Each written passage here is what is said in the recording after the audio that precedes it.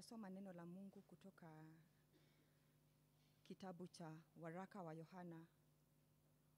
wa kwanza wa Yohana, mlango wa 2, mstari wa 29 hadi mlango wa 3, mstari wa 10.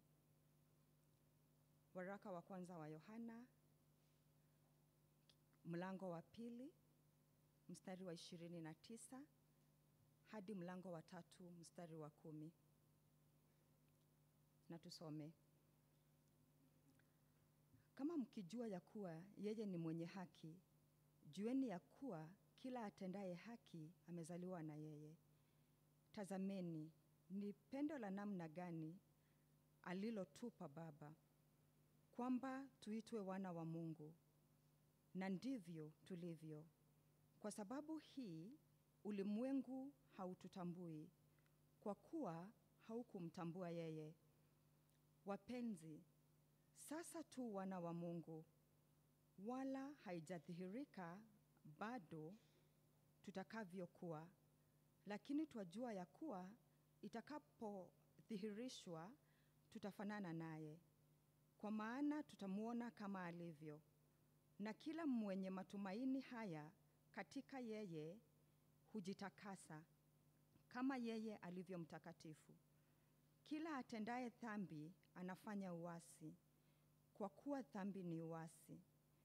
Nanyi mnajua ya kuwa yeye alidhihirishwa ili aondoe dhambi, na dhambi haimo ndani yake. Kila akae ndani yake hatendi dhambi. Kila atendaye dhambi hakumuona yeye, wala hakumtambua. Watoto wadogo, mtu na asiwadanganye. Atendaye haki yuna haki, kama yeye alivyo na haki. Atendaye dhambi ni wa Ibilisi, kwa kuwa Ibilisi hutenda dhambi tangu mwanzo. Kwa kusudi hili mwana wa Mungu alidhihirishwa ili azivunje kazi za Ibilisi. Kila mtu aliyezaliwa na Mungu hatendi dhambi, kwa sababu uzao wake wakaa ndani yake, wala hawezi kutenda dhambi kwa sababu amezaliwa kutokana na Mungu. Katika hili watoto wa Mungu ni dhahiri, na watoto wa Ibilisi nao. Mtu yeyote asiyetenda haki hatokani na Mungu, wala yeye asiyempenda ndugu yake. Hili ndilo neno la Mungu.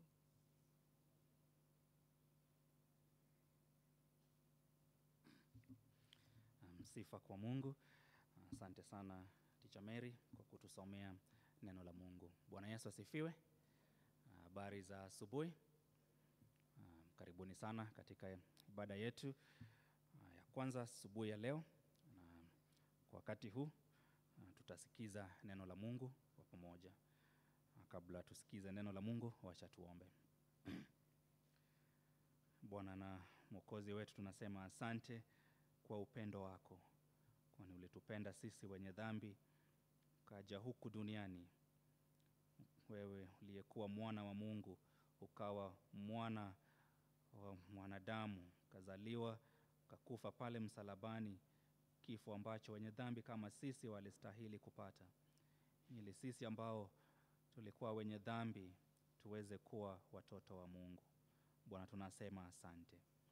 Asante kwa kuwa umetufanya watoto wako, umetufanya watoto wa Mungu, na umetuita tuishi kama watoto wa Mungu.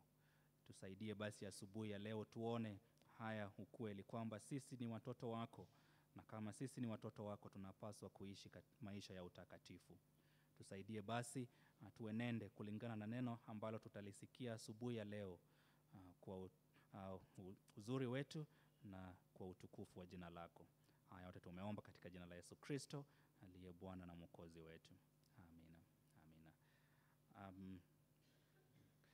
Kama mnavyojua, tumekuwa tukiendelea na mafundisho yetu kutoka waraka wa kwanza wa Yohana, na leo tutaangazia kifungu ambacho tumesomewa na mwalimu Mary. Waraka wa Yohana wa kwanza mlango wa 2 mstari wa 29 hadi mlango wa 3 mstari wa 10. Wacha nianze kukuuliza na kujiuliza mimi hapa. Wewe ni mtoto wa nani? Wewe ni mtoto wa nani? Najua wengine wetu tumeanza kufikiria mamangu by the way anaitwa nani na babangu anaitwa nani. Lakini siulizi kuhusu jina la mamako ama babako. Lakini jinsi tutakavyoona katika kifungu kilicho mbele chetu ni kwamba either mimi ni mtoto wa Mungu ama mtoto wa Ibilisi. Mimi ni mtoto wa Mungu ama mtoto wa Shetani. Wacha basi niulize tena. Wewe ni mtoto wa nani? Watoto wa Ibilisi wako hapa? Kwa hakika hakuna mtu yeyote atasema yeye ni mtoto wa Ibilisi. Sisi sote tutasema sisi ni watoto wa Mungu, sivyo? Na ni vizuri kuwa mtoto wa Mungu. Kuna mambo yote yatakuwa mazuri tukisema sisi ni watoto wa Mungu. Lakini tukisema sisi ni watoto wa Mungu, tunapaswa kujiuliza, je, tunaishi kama watoto wa Mungu? Je, tunaishi kama watoto wa Mungu ama kama watoto wa Ibilisi? Jinsi tutakavyoishi itaonyesha kwamba sisi ni watoto wa Mungu ama watoto wa Ibilisi. Tutakavyoona katika kifungu kilicho mbele yetu, itakuwa wazi kwamba wale ambao ni watoto wa Mungu wanaishi katika utakatifu, jinsi Mungu ni mtakatifu. Wale ambao sio watoto wa Mungu wanaendelea katika dhambi, kwa sababu ni watoto wa Ibilisi ambaye amekuwa akitenda dhambi kuanzia mwanzo. Kwa hivyo tutasikia mwito ya kwamba tuishi katika utakatifu kama watoto wa Mungu. Amina? Kama sisi ni watoto wa Mungu, basi mwito kwetu itakuwa tuishi kama watoto wa Mungu. Kifungu chetu tunaona ya kwamba sisi ni watoto wa Mungu. Na tunaona hivyo wazi katika mlango wa 3 mstari wa 1 na wa 2 kwamba sisi ni watoto wa Mungu. Na sisi ni watoto wa Mungu kwa sababu Mungu alitupenda kwa pendo kuu akatufanya watoto wake. Tafadhali sikiliza yale tunasoma katika mlango wa 3 na mstari wa 1 na wa 2. Nasoma kwamba tazameni ni pendo la namna gani alilotupa Baba kwamba tuitwe wana wa Mungu. Na ndivyo tulivyo. Na katika mstari wa 2 tunasoma, wapenzi, sasa tu wana wa Mungu, wala haijadhihirika bado tutakavyokuwa, lakini tuwajua ya kuwa atakapodhihirishwa tutafanana naye. Kwa mstari wa 1 na mstari wa 2 tunaona kwamba Mungu wetu ni Mungu wa upendo, na alitupenda akatufanya watoto wake. Tunajua kwamba sisi tulienda mbali na Mungu. Sisi ni watenda dhambi, tulitenda dhambi na kwa hivyo tulitenganishwa na Mungu. Lakini Mungu alitupenda, akatuma mwana wake wa pekee Yesu Kristo akuja hapa ulimwenguni, akakufa kifo ambacho wenye dhambi kama sisi ndio tulipaswa kukufa. Akatupenda, akafa kwa ajili yetu, akatufanya watoto wa Mungu. Na ndivyo tulivyo, sisi ni watoto wa Mungu. Na kama sisi ni watoto wa Mungu, tunaambiwa kwamba yale tutakuwa bado haijadhihirishwa. Kwa hivyo tuko na tumaini kwamba Yesu atakaporudi, kwa hakika tutakuwa kama yeye. Umeona vile tumesoma katika mstari wa 2, tutafanana naye kwani tutamuona uso kwa uso. Hiyo inaonyesha kwamba mimi na wewe sisi ambao tumeokoka, sisi ni watoto wa Mungu. Na kama sisi ni watoto wa Mungu, basi tunalo tumaini. Tumaini letu ni kwamba Yesu atakaporudi tutamuona uso kwa uso, tutaishi na yeye milele na hata tutafanana na yeye. Hatutakuwa wenye dhambi tena. Kwa upendo, kwa wale ambao wanakuwa kila siku kuwa kama Kristo, Yesu atakaporudi kwa hakika tutafanana na yeye, kwa kuwa hatutakuwa tunafanya dhambi. Tutakuwa tumetengenezwa ili tufanane na Yesu Kristo. Kwa hivyo mimi na wewe sisi ni watoto wa Mungu. Kwa nini? kwa sababu Mungu ametupenda, alituma mwanawe akafa pale msalabani, na sisi tumekuwa watoto wake. Na kama sisi ni watoto wa Mungu, tunalo tumaini. Tumaini letu ni lipi? Kwamba Yesu atakaporudi tutafanana na yeye. Kwa nini tutafanana na yeye? Kwa sababu tutamuona uso kwa uso na tutakaa na yeye milele. Kwa hivyo sisi ni watoto wa Mungu na tunalo tumaini katika Kristo. Amen. Na kama sisi ni watoto wa Mungu, basi tunapaswa kuishi aje? Je, kama sisi ni watoto wa Mungu, ni ishara gani itaonyesha kwa hakika sisi ni watoto wa Mungu? Ni rahisi kusema sisi sote ni watoto wa Mungu, sivyo? Ni rahisi kusema sisi sote tunalo tumaini la uzima wa milele. Ni rahisi kusema tunalo tumaini katika Yesu Kristo. Lakini ni ishara gani itaonyesha kwamba kwa hakika mimi ni mtoto wa Mungu? Ni ishara gani itaonyesha kwa hakika wewe ni mtoto wa Mungu?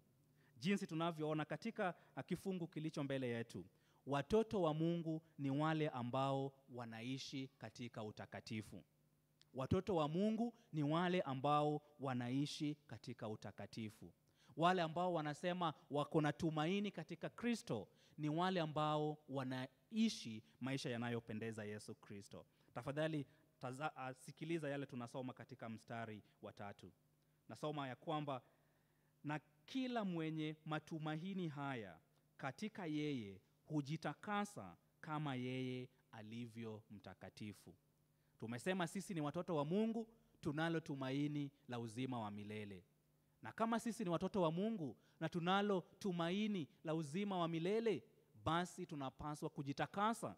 Tunapaswa kuishi maisha ya utakatifu kama Yesu Kristo, yeye ni mtakatifu. Tunaona vizuri kwamba yule ambaye aishi maisha ya utakatifu, yule ambaye anaendelea katika dhambi, pengine sio mtoto wa Mungu. Watoto wa Mungu ni wale ambao kila siku ya maisha yao wanaishi maisha ya utakatifu. Wanaendelea kuishi maisha yanayopendeza Mungu. Basi tunapaswa kujiuliza, nijiulize asubuhi ya leo, je, kila siku ya maisha yangu naendelea kuishi maisha yanayopendeza Mungu ama naendelea katika dhambi? Tunaona haya katika mstari wa 29, mlango wa 2, tunasoma kwamba kama mkijua ya kuwa yeye ni mwenye haki, jueni ya kuwa kila atendaye haki amezaliwa na yeye.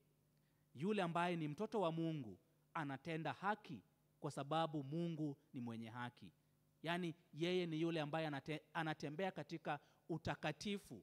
Haki hapa kwa Kiingereza ni righteousness. Yule ambaye anatembea katika haki ni yule ambaye anatembea maisha ya utakatifu.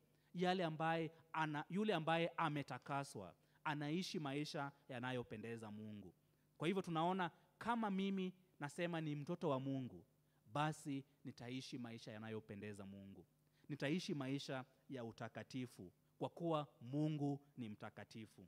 Na tunaona hivyo pia katika mstari wa 5, tunasoma kwamba nanyi mnajua ya kuwa yeye alidhihirishwa ili aziondoe dhambi, na dhambi halimo ndani yake.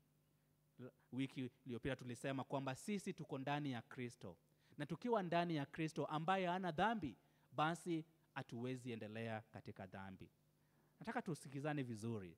Nasema hatupaswi kuendelea katika dhambi. Si ati hatuwezi fanya dhambi, hatuwezi endelea katika dhambi. Kwa sababu sisi ni watoto wa Mungu na Mungu wetu ni yule mtakatifu. Kama kwa hakika tuko ndani yake, basi tutachukia dhambi kila siku ya maisha yetu. Tutaomba Mungu atusaidie kwa neema zake ili tutembee katika utakatifu. Tutapigana na dhambi kila siku ya maisha yetu. Kwa hivyo mimi ni mtoto wa Mungu, kwa hivyo sipaswi kutembea katika dhambi. Mimi ninalo tumaini la uzima wa milele, kwa hivyo napaswa kuishi maisha yanayopendeza Mungu. Na Yesu Kristo alikuja hapa ulimwenguni ili aziondoe dhambi. Kwa sababu alikuja kuondoa dhambi na dhambi haimo ndani yake, basi napaswa kuishi maisha ya utakatifu. Kwa sababu mimi ni mtoto wa Mungu na Mungu ni mtakatifu, basi lazima niishi maisha yanayompendeza. Katika mstari wa 8 na 9 tunaona kwamba yule ambaye ni mtoto wa Mungu hawezi endelea katika dhambi. Tafadhali sikiliza yale tunasoma katika nianze mstari wa 7 hadi wa 9. Nasoma kwamba watoto wadogo, mtu asiwadanganye, atendaye haki yuna haki, kama yeye alivyo na haki. Atendaye dhambi ni wa Ibilisi, kwa kuwa Ibilisi hutenda dhambi tangu mwanzo. Kwa kusudi hili mwana wa Mungu alidhihirishwa ili azivunje kazi za Ibilisi. Kila mtu aliyezaliwa na Mungu hatendi dhambi, kwa sababu uzao wake wakaa ndani yake, wala hawezi kutenda dhambi kwa sababu amezaliwa kutokana na Mungu. Tunaona kwamba yule ambaye amezaliwa na Mungu, yule ambaye ni mtoto wa Mungu, hawezi endelea katika dhambi. Yule ambaye anaendelea katika dhambi ni mtoto wa Ibilisi. Ni basi mwito kwangu na mwito kwako kujichunguza mwenyewe. Ujiulize, je, unatembea katika utakatifu? Je, unaishi kama mtoto wa Mungu ama unaishi kama mtoto wa Ibilisi? Watoto wa Ibilisi wanaendelea katika dhambi kwa sababu baba yao ni mwenye dhambi kuanzia mwanzo. Lakini watoto wa Mungu wanatembea katika utakatifu kwa sababu baba yetu ni yule hana dhambi. Yeye ni baba mtakatifu. Je, unaendelea katika dhambi? Je, unafanya dhambi na unaendelea katika dhambi, unafurahia dhambi? Ama je, wewe ni yule ambaye anachukia dhambi? Kama sisi ni watoto wa Mungu, basi ni lazima tuchukie dhambi. Kama mimi ni mtoto wa Mungu, basi ni lazima niishi maisha yanayopendeza Mungu. Lazima niishi kama mtoto wa Mungu. Na kama mimi sio mtoto wa Mungu, basi nitaendelea katika dhambi. Sitapigana na dhambi kila siku ya maisha yangu. Na mwishowe kutakuwa na hatari. Kutakuwa na hukumu ya milele kutokana na Mungu. Na wale ambao wanaendelea kuishi katika utakatifu, wale ambao wanaishi kama watoto wa Mungu, Yesu atakaporudi, vile tumeona, tutafanana na yeye, kwani tutaishi na yeye milele. Wacha niulize tena, wewe ni mtoto wa nani? Je, wewe ni mtoto wa Mungu ama wewe ni mtoto wa Ibilisi? Wewe ni mtoto wa Mungu. Je, unaishi kama mtoto wa Mungu? Je, unaishi maisha ya utakatifu? Je, unaendelea kuishi maisha yanayopendeza Mungu? Je, unatembea katika dhambi? Unaendelea katika dhambi ama unapigana na dhambi? Mungu atusaidie sisi ambao tunasema sisi ni watoto wa Mungu, basi tuishi kama watoto wa Mungu. Tuchukie dhambi, tupigane na dhambi, tufuate utakatifu, tuishi maisha yanayopendeza Mungu. Tuishi maisha yanayoleta utukufu kwa Mungu, ili Yesu atakaporudi tufanane na yeye na tumuone na tuishi na yeye kila siku ya maisha yetu. Wacha tuombe. Ewe Bwana, tunasema asante kwa upendo wako kwetu. Asante kwani ulitupenda, ewe Mungu wetu, ukatuma mwana wako Yesu Kristo akafa pale msalabani kwa ajili ya wenye dhambi kama sisi. Bwana, tunasema asante kwani kwa sababu ya kifo chake sisi tumefanyiwa wana wako. Asante kwamba umetufanya tukue watoto wako kwa upendo wako wa ajabu. Lakini Bwana, vile umetukumbusha katika kifungu kilicho mbele yetu, unatuita tuishi kama watoto wako. Lakini mara mingi Bwana, hatuishi kama watoto wako. Mara mingi sisi ni wale ambao wanaendelea katika dhambi. Mara mingi sisi ni wale ambao hawapigani na dhambi. Mara mingi sisi ni wale ambao wanaendelea kufurahia dhambi. Bwana, mara mingi sisi ni wale ambao wanafanya dhambi na wanatembea kana kwamba hatujafanya dhambi mbele zako. Bwana, asubuhi ya leo tunakuja kwako uweze kutusamehe. Tusamehe ewe Bwana, baba yetu, kwa wakati mingi tumeishi kama watoto wa Ibilisi. Na tunaomba utusaidie tuishi kama watoto wako, tuishi katika utakatifu, tuishi maisha yanayokupendeza, tusiwe wale ambao wanaendelea katika dhambi, bali wale ambao wanaendelea katika utakatifu. Bwana, tusaidie ili utakaporudi tuweze kukuona na hata kufanana na wewe, ewe Mwokozi wetu. Na Bwana, kama kuna wengine kati yetu ambao bado hawajakuwa watoto wako, tunawaombea asubuhi ya leo uweze kufungua mioyo yao, waweze kukujua, kukuamini, ili wafanye watoto wako.